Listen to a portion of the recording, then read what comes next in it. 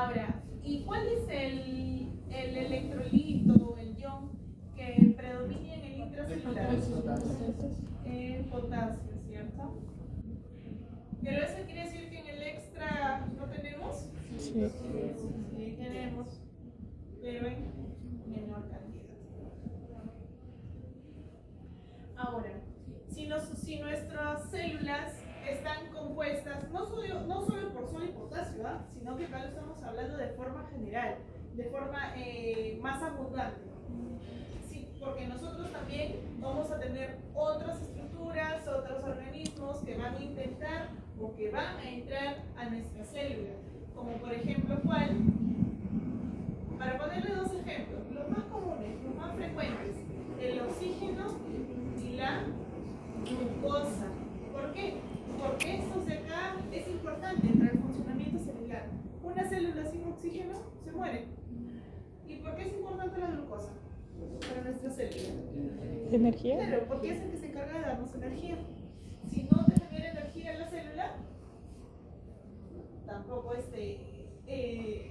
la célula entra en un estado de hipoxia y no cumple ciertos requisitos que lo vamos a ver por acá.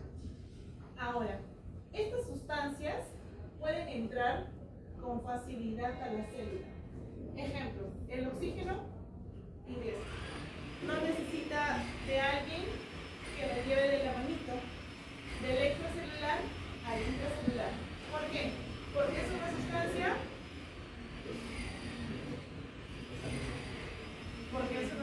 del tipo liposoluble. ¿Qué quiere decir? Que ingresa de forma directa. Si bien es cierto, la membrana celular es selectiva, pero si es selectiva, el oxígeno atraviesa tranquilamente la bicapa fosfolípica de la membrana celular. ¿Ya? ¿Está ahí claro?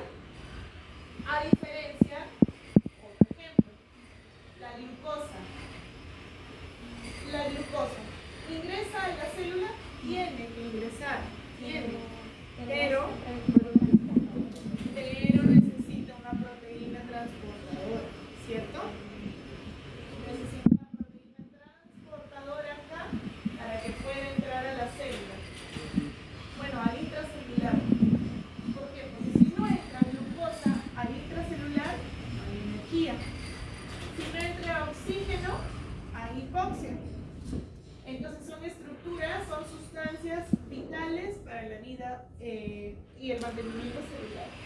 Ahora, cuando las sustancias necesitan de cierta proteína transportadora para que pueda ingresar a la célula, ¿cómo se le va a llamar a esto?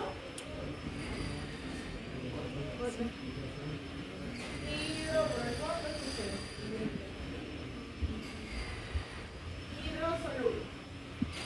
¿Ya? ¿Hasta ahí está claro? Entonces, recapitulemos. Sodio abunda en el extracelular, potasio en el intracelular. Liposolubles atraviesan tranquilamente la membrana celular, a diferencia de las hidrosolubles que van a necesitar una proteína transportadora.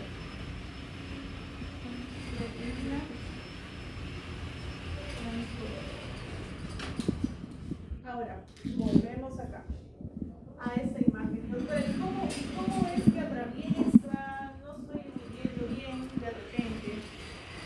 Miren, volvamos al primer ejemplo. Lo vamos a tratar así. Transporte de membrana. Ustedes tienen que tener tres cosas básicas para diferenciar la difusión pasiva de la difusión activa. Uno, ¿qué significa? Esto va a ir a favor de la gradiente. A favor de la gradiente. Dos. Puede o no estar unida a una proteína. Y tres, no necesita ATP. ¿Qué quiero decir con esto? ¿Qué quiere decir cuando digo a favor de la gradiente? De más a menos. A favor de la gradiente es el sodio.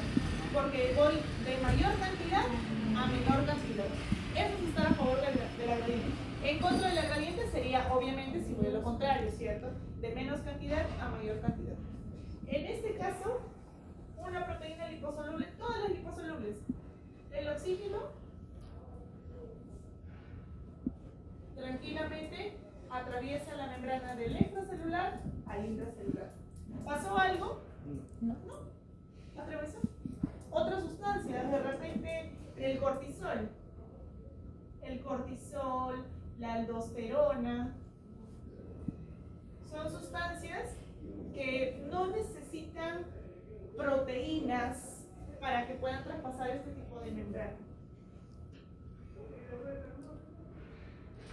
Pero hay otras sustancias que sí van a necesitar. ¿Cuáles son? ¿Saben? ¿Cuáles son? ¿Cuáles son sustancias de que sí o sí necesitan de repente de cierta proteína, no importante, pero sí necesitan para que puedan atravesar el canal, la membrana de la célula? De repente el sodio, el potasio, el cloro, el calcio, entre todos estos sí necesitan proteínas. O de repente el agua también. Por acuaporina. Exacto. Entonces acá vamos a tener proteínas, pero ¿son proteínas transportadoras? No, son proteínas sí, pero son proteínas iónicas. Proteínas iónicas, ¿qué quiere decir? De que este de acá, ¿no? Solo iones, solo. Ajá, este de acá se une. Ejemplo, el agua necesita su aquaporina, y esto de acá necesita canales iónicos. ¿Para qué? Para que finalmente puedan atravesar la membrana celular. Y todo lo que está acá, se vaya por acá vamos a tener el calcio, el sodio, entre otros. Entonces, ¿cómo yo voy a llamar a esto? A estas sustancias que atraviesan fácilmente el extracelular del intracelular. ¿Cómo las vamos a llamar? Difusión pasiva, pero de tipo simple, ¿cierto? ¿Por qué? Atraviesan con normalidad. Entonces, esta va a ser la difusión simple.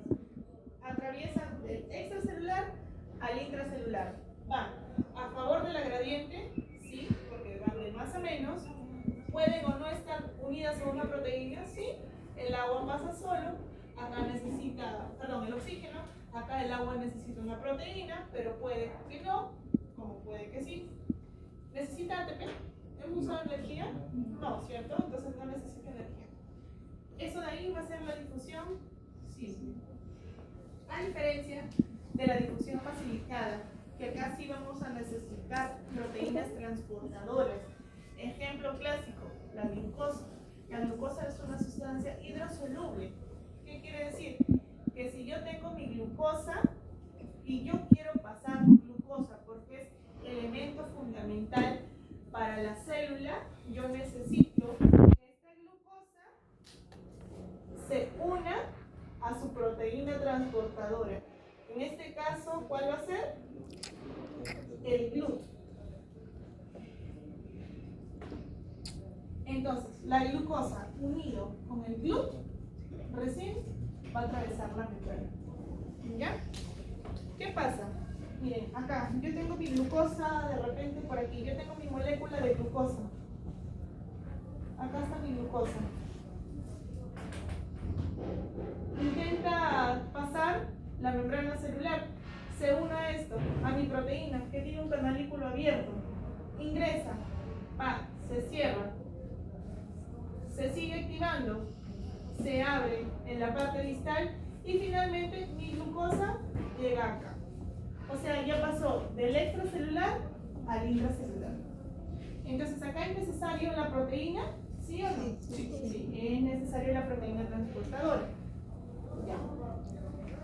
Esto de acá, cuando ya utilizas la proteína transportadora, lo vamos a llamar lo que es la difusión facilitada. Facilitada.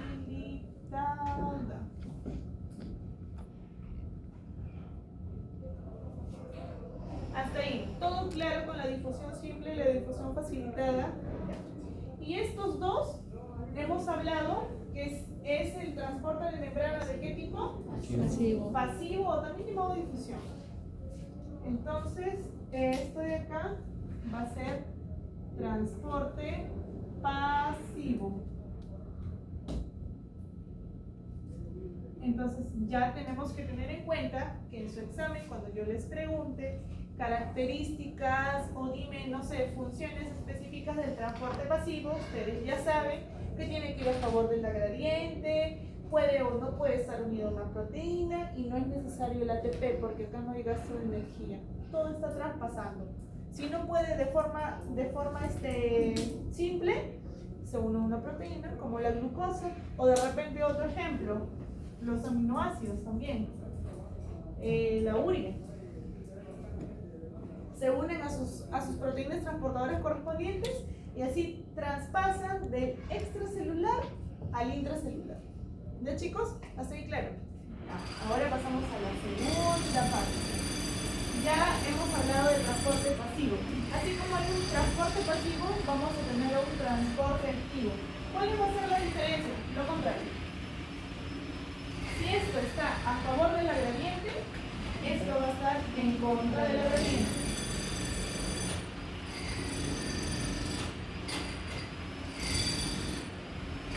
Esto va a estar en contra de la gradiente. 2. ¿Aquí es necesario que haya una proteína transportadora? ¿Sí o no? Sí. Sí es necesario que haya una proteína transportadora. O sea, tiene que haber siempre con proteína transportadora. ¿Y acá habrá gasto de energía? O sea, ¿vamos a usar ATP? Sí. Sí, necesita ATP. O sea, acá sí va a necesitar energía para que pueda pasar. ¿Ya? Ahora, a ver, ejemplo. Alguien que me hable de la bomba de sodio, potasio, ATP, ASA. ¿Alguien sabe? ¿Tiene idea? ¿Conocimiento? Inicialmente salen 3 moléculas de sodio y entran 2 de potasio. Ya, salen 3 de sodio y Y el otro se va a el último a difusión facilitada, pues. Uno de decisiones, por eso sale 3 y 2. El mágico se utiliza para que la célula no se hinche, se controle, no explote. Ya, a ver. ¿Yo qué les dije? Que lo normal era que el sodio esté de mayor abundancia acá, ¿cierto? En el extracelular y en el intracelular el potasio. Eso es lo normal, esto se considera a favor de la gradiente, ¿verdad? Pero si vamos a lo contrario, yo digo de repente, uy, no. Yo quiero que el sodio que está poquito en el intracelular salga al extracelular. ¿Se puede o no se puede? Sí se puede. Pero eso ¿a qué va a conllevar? A que de por sí, del poco sodio que tenemos en el intracelular, va a haber menos, ¿verdad? O sea, va a haber menos cantidad de sodio. Y va a generar un aumento de sodio en el extracelular, ¿verdad? Ya, al igual con el potasio. Entonces eso va a pasar acá, va a ser todo lo contrario. Si estamos hablando que es en contra de la gradiente, el sodio va a salir de acá hacia afuera. ¿Qué quiere decir? Que va a salir del intracelular al extracelular. Entonces cuando nosotros hagamos nuestra imagen o acá, vamos a tener que el sodio va a salir de acá, porque acá es el intracelular, al extracelular, en esta dirección, ¿verdad? Del intra al extra, del intra al extra, o sea, de poquito a más. ¿Ya? Entonces, ¿cuántas moléculas de sodio van a salir? 3, como por ahí ya han mencionado, 3 moléculas de sodio. Y como efecto colateral, ¿qué va a pasar con el potasio? Van a entrar 2 de potasio. 2 de potasio. Ese de ahí va a ser llamado lo que es la bomba la bomba de sodio, potasio, ATP, ASA. Ahora, yo les hago una pregunta. ¿Acá se necesita energía, sí o no? Sí. ¿Por qué? Porque va a haber descoordinación y descomparación. Ya, porque no es uno que no es un estado normal a la función de la célula, ¿cierto? Porque la función de la célula es esto. O sea, el trabajo normal es que el sodio esté en mayor proporción acá y en menor proporción acá. Entonces acá va a trabajar el doble. Acá sí va a haber un gasto de energía. Por lo tanto, acá sí va a haber un gasto de ATP, que posteriormente el ATP se va a subdividir en ADP y en fosfato y energía. Y si se dan cuenta, va con lo mismo que hemos mencionado. En contra de la gradiente y con proteína transportadora porque necesita y hay gasto de energía. Profesora, entonces, por ejemplo, la bomba sodio potasio se dice que la célula es negativa. Pero por eso es negativo y afuera es positivo. Pero vamos a ver.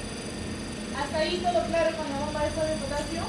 Ahora, ¿qué va a pasar con tu cuerpo o con tu célula? Si estamos acá, el sodio, de lo que era poquito, va a haber menos, ¿cierto? O sea, va a haber menos acá, en el intracelular, porque todo se está yendo afuera, se está yendo el sodio hacia afuera. Entonces tiene que haber mecanismos compensatorios. Y como mecanismo compensatorio, ¿qué es lo que va a pasar? El sodio, que ya está en mayor abundancia afuera, va a intentar entrar. Por esto de acá es una consecuencia de lo anterior. Entonces, va a intentar entrar sodio. ¿Pero sodio solo va a entrar? No, va a entrar con otra sustancia. ¿Qué sustancia? ¿Cuál? Ya, glucosa de repente con su proteína transportadora. ¿Otro? Cloro también puede ser. Cloro, tal, lo que haya va a tratar de entrar para poder compensar a la célula. Vamos a tener acá la glucosa con su proteína transportadora, vamos a tener de repente por acá a más iones, a más, no sé, potasio, también puede ser. Entonces todos van a intentar aprovechar esta bomba para tratar de meterse a la célula. ¿Ya? Esto de acá, ¿qué transporte va a ser? ¿Cuál dijimos? Primario, ¿cierto? ¿Y cuál es la diferencia con el secundario? Porque es como que viene ya del primero, o sea, tiene como que Con la buen... como una consecuencia del Ya. primero, del primario. ¿Ya? Entonces este va a ser el primario y este va a ser el secundario. La diferencia también es que así como hay ciertos organismos que van a entrar en una sola dirección, acá en el transporte activo primario, acá en el secundario van a ir en distintas direcciones. O sea, va a haber todo un balance del extracelular con el intracelular. De acá va a querer venir acá y de acá va a querer venir acá. Pero también esto de acá va a estar acompañado de proteínas transportadoras. No se olviden. Entonces, esto de acá vendría a ser lo que es el transporte a ¿hasta ahí tienen alguna duda? ¿Algo? Dime. En el contexto secundario se encuentra también el importe, aporte y desembolso. Sí, también todo está acá en el secundario. Si se dan cuenta, lo estamos haciendo así resumido, tratar de que se entienda. En el secundario se utiliza la energía residual que se utiliza en el primario, ¿no? Sí, lo que queda. Sí, ya, entonces vuelvo. Los conceptos básicos que yo quiero que ustedes se lleven en mente es esto. ¿Cómo dividimos transporte pasivo? ¿Cómo dividimos el transporte activo? ¿Dónde está la difusión simple, la facilitada, el primario y el secundario? ¿Cuál es a favor de la gradiente? ¿Cuál es en contra? ¿Cuál necesita sí o sí proteínas? ¿Cuál puede que sí? ¿Cómo puede que no? Y de repente, ¿cuál necesita energía? ¿Ya? ¿Hasta ahí tienen alguna pregunta o pasamos a la segunda parte? Potencial de acción. Profesora, primario también se puede decir que es una sola dirección, porque secundario es una dirección. Claro, primario siempre va a una sola dirección y secundario va en direcciones distintas. Ya. Entonces, vamos a ir a la segunda.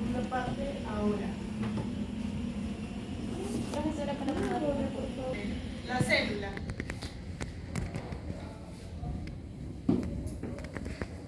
Ya sabemos, vamos a tener por acá los cationes, los aniones, todo esto tiene que estar en balance. Acá afuera ya hemos dicho que va a estar el sodio y acá adentro va a estar el potasio en mayor proporción. Ahora, el potencial de acción, ¿cómo creen que se va? ¿Cuál es no sé, a ver, el mecanismo o cuál es la electronegatividad, el valor electronegativo de la célula? Menos 70. Ya, menos 70, puede estar por ahí.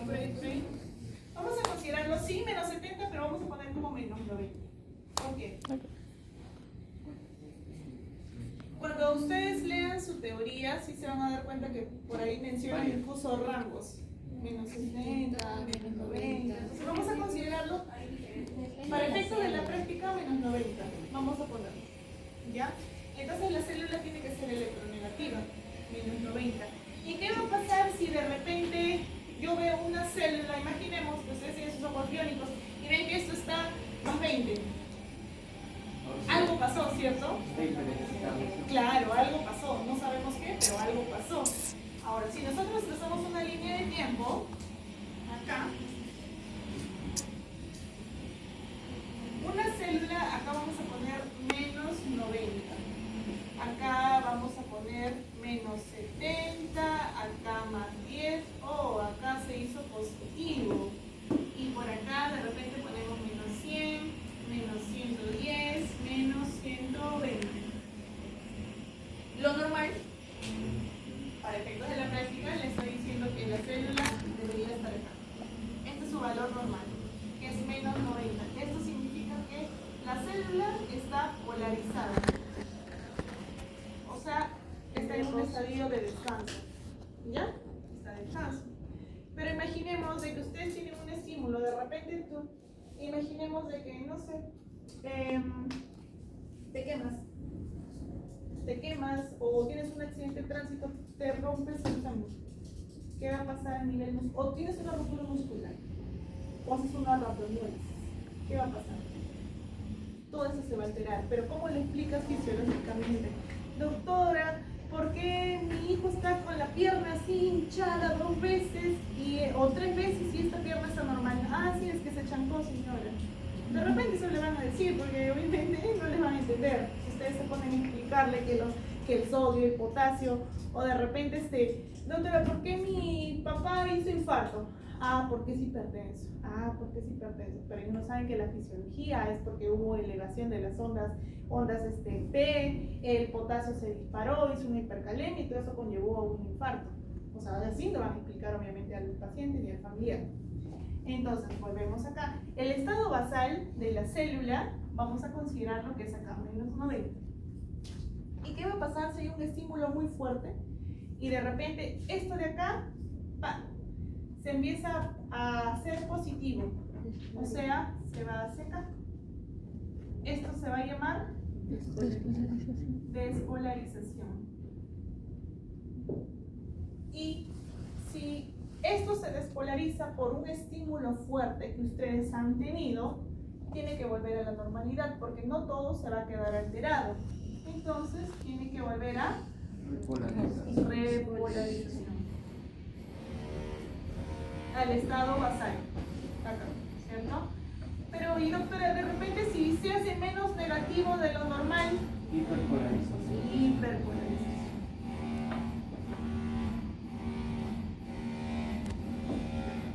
Entonces, teniendo esto en cuenta, vamos a hacer acá una grafiquita y ahora sí quiero que abran sus preguntas de canalopatías para que con eso nos dividamos. Atención, el potencial de acción les va a venir un estímulo grande, entonces de lo que normalmente reposo en su zona de confort, descansando su célula tranquilamente electronegativa, viene un estímulo fuerte. ¿Qué va a pasar con nuestra curva? Que esta curva se va a empezar a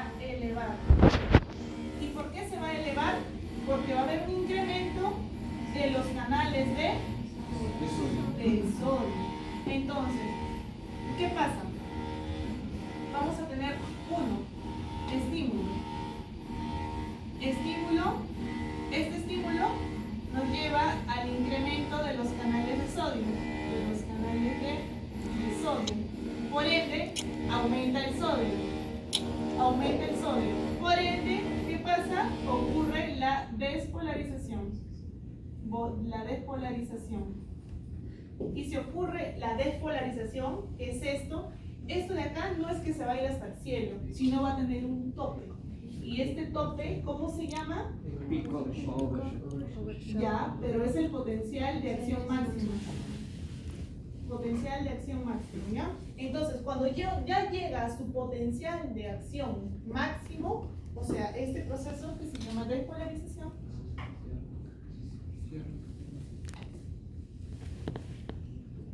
¿qué es lo normal que pasa? Tienes un estímulo, se aperturan los canales de sodio, aumenta el sodio, despolariza, llega al potencial de acción y ¿qué ocurre en tu cuerpo? ¿O cómo transmite tu cuerpo eso? Con la contracción muscular. No se olviden, la contracción muscular. Esto es lo normal que a ustedes les debería de pasar. Estímulo doloroso, se aperturan los canales de sodio, el sodio aumenta, llega a su potencial de acción máximo, la célula se despolariza y te da la contracción muscular. Ahora entienden el ejemplo de la maratón que puse en un inicio, porque al día siguiente están así, todos contraídos. Pero así como se eleva, no se va a quedar siempre la célula hiperexcitada, tiene que volver a la normalidad. Y para que vuelva a la normalidad, exacto, sale potasio y vuelve a su estado basal, a su estado de descanso, acá, considerándolo como menos 90. ¿Y esto cómo se llama? Repolarización.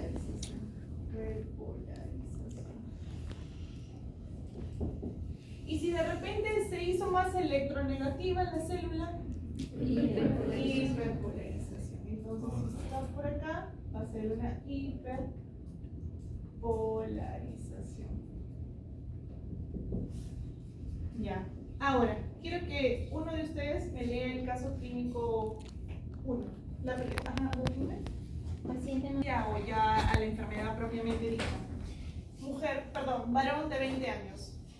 Debilidad muscular. El potasio es anormal y en el EKG hay hiperexcitabilidad. ¿Dónde está la falla? ¿La falla está acá o la falla está acá? ¿Y por qué? Porque ellos están claros. ¿Por qué? Reporta mucho cansancio, o sea que hay una despolarización. Ya. Ahí, al inicio. ¿Por qué? Porque él me está diciendo que reporta cansancio, o sea, reporta debilidad muscular, ¿cierto? Y aquí te voy a demostrar que no. Miren la pregunta 2. Paciente masculino de 25 años que acude por episodios recurrentes de debilidad muscular tras el ejercicio. Laboratorio revelan potasio elevado y cambios en la repolarización y electrocardiograma. EKG hay repolarización. Siempre cuando lean esta palabrita, debilidad muscular, no lo enfoquen como debilidad muscular a falta de sodio.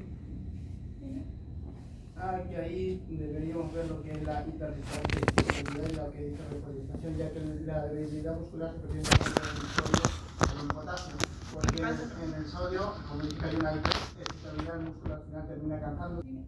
No tomen debilidad muscular como algo específico, ya sea del sodio o del potasio, porque se están dando cuenta que en ambos casos se pueden presentar. Incluso si nos vamos a la pregunta número 3, también se puede presentar lo que es la debilidad muscular. Entonces, ustedes guíense más de los otros datos para este tipo de casos clínicos. ¿Y por qué les digo? Porque a mí me gusta enfocar. Si bien es cierto, en las dos importantes, 20 años, 25 años, debilidad muscular. Pero acá te dice que el sodio está normal y acá te dice que el sodio está alterado, o sea que está aumentado. Por ende, si el sodio acá está normal, ¿dónde está la falla? Perdón, el potasio está normal. ¿Dónde está la falla? Al inicio, ¿cierto? A nivel del sodio, o sea, está la falla en la despolarización. ¿Qué quiere decir? De que hubo un estímulo, pero los canales de sodio no se aperturaron adecuadamente, no salió el sodio adecuadamente, no se despolarizó adecuadamente, no llegó al potencial de acción, por eso no se da la contracción muscular y se da la debilidad muscular.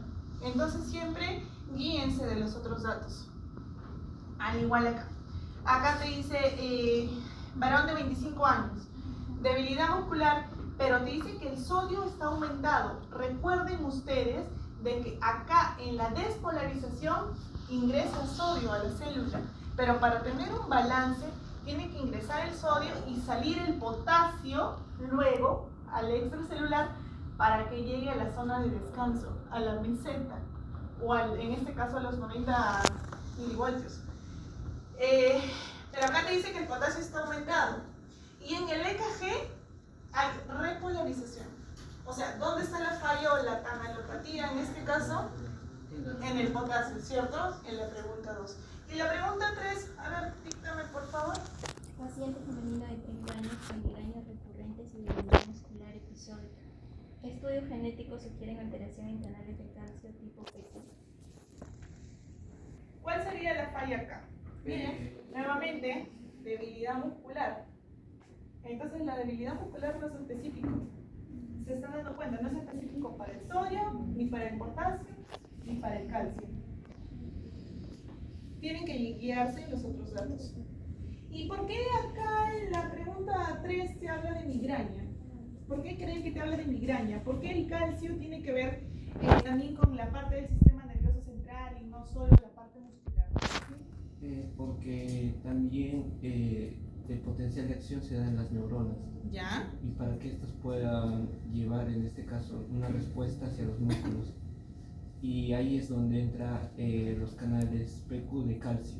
¿Ya? Para que activen el complejo SNAR y liberen neurotransmisores. Exacto. Pueden ser excitables o tampoco también no. Ajá. Ya, ¿alguien más creo que me había levantado? A ver, dime. El calcio, muy corta y el movimiento eléctrico que se encarga de la contracción, también es encargado de unir y incentivar a las vesículas a la liberación de neurotransmisores. ¿Ya? Y eso se da mediante una sinapsis entre la neurona y el músculo esquelético. Ajá. Entonces, si va a haber una falla ahí, quizás Las neuronas, viajan de los axones, todo lo que ustedes me han explicado y finalmente se reproduce mediante una respuesta muscular. Levanta la mano. Esa es la respuesta muscular a lo que tu cabeza mandó. Pero para eso, todo eso tiene que estar en equilibrio, porque si todo esto no está en equilibrio, no va a funcionar. Por eso es que los canales de calcio, presentan síntomas también a nivel del sistema nervioso central, como migrañas, incluso cefaleas intensas también. ¿Ya? ¿Hasta ahí tienen alguna duda, chicos? Ninguna.